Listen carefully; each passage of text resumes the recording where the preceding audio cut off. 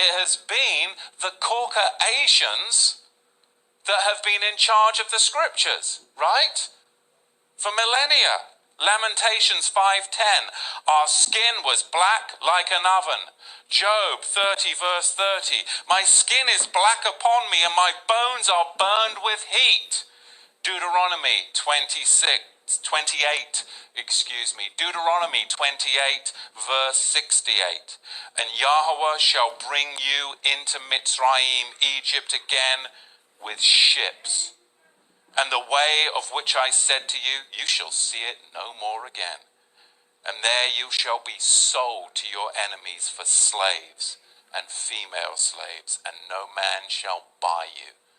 And that is what happened to the regal class of the house of Judah. And I want to give you a brief history. I won't go into it too much, but I can't just make that statement because there'll be people that'll push back. But I want to give you a brief history on slavery. I was just amazed, I got to tell you. I mean, when you come to America and you talk to people about slavery, you can talk to black people about slavery, white people about slavery, and they'll give you all this history on slavery, and it only goes back to the 16th and the 17th century. And you're like, don't they teach you the history of slavery? Why? Ask the bloody question. Why are they only teaching you the history of slavery as far back as the 16th and the 17th century?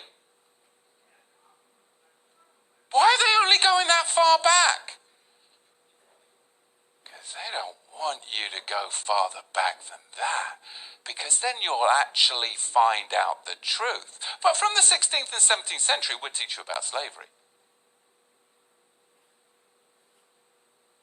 You've got to go further back, and you've got to understand and question, why do they do this throughout the whole of America, in all the public schools? Why do they only go back as far as the 16th and the 17th century to talk about slavery? We've got to go further back than that. Because Islam designed infernal slavery. And then the Ashkenazi Khazars, those who say they are Jews and are not, are the ones that marketed it, and the regal Negro nomads exiled from the kingdom of Judah were the main recipients of it at the hands of the indigenous black Africans. Because you've got to understand, the regal class of the house of Judah came down from Israel, and they came into the land of the black Africans.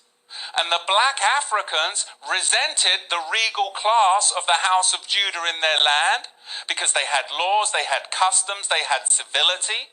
And they were a regal class of Negro that came down into Africa. And later on, it was the Ashkenazi, the Islamic slave traders as well, that then worked together with the indigenous black Africans to enslave the regal house of Judah. This is what we've got to understand, but you've got to go back before the 16th century to understand